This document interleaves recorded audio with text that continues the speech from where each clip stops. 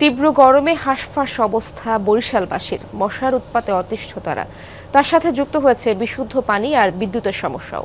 সব মিলিয়ে নগরবাসী শান্তিতে নেই, যদিও এসব ব্যাপারে কথা বলতে নারাজ city corporation. Walton air conditioner exchange অফারে স্প্লিট এসিতে 23,000 টাকা পর্যন্ত নিশ্চিত ছাড়। এ যেন মশার প্রজনন ক্ষেত্র। বরিশাল নগরীর খাল জলাশয় সবখানেই ভয়াবহ চিত্র, অতিষ্ঠ মানুষ। দিনেও মশার উৎপাত, সন্ধ্যা নামতেই তা বেড়ে যায় কয়েক গুণ। ঘরে বাইরে স্বস্তি নেই কোথাও।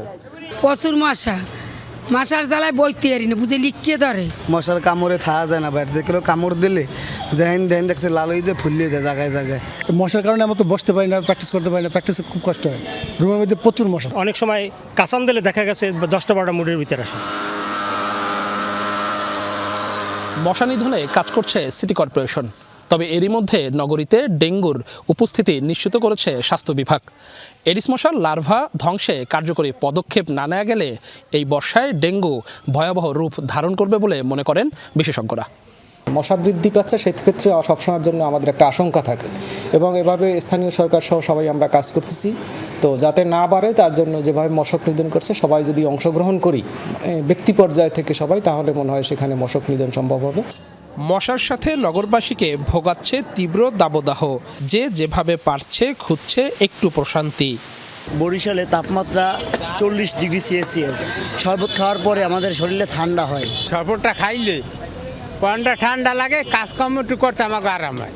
প্রচণ্ড গরমে অস্বস্তিকর অবস্থা, যার জন্য বন্ধু বান্ধব সার্কেল নিয়ে আসছি একটু শারীরিক স্বস্তির জন্য। এই গ্রীষ্মে নগরবাসীর বিশুদ্ধ পানির চাহিদা 7,20,00,000 লিটার। বিপরীতে সিটি কর্পোরেশন সরবরাহ করতে পারছে 3,20,00,000 লিটার। বলছে আমাকে কল দেয় না, দেওয়ানোর কথা বলছে, কমিশনাই বলছে যে আমাদের ভোট দিয়ে আপনাকে আমরা কলের ব্যবস্থা করে দিন। আমাকে এই জায়গায় পানির কোনো লাইনই নাই।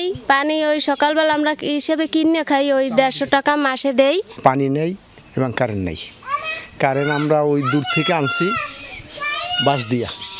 বারবার যোগাযোগের পরেও এ প্রসঙ্গে বরিশাল সিটি কর্পোরেশনের কারো বক্তব্য পাওয়া যায়নি।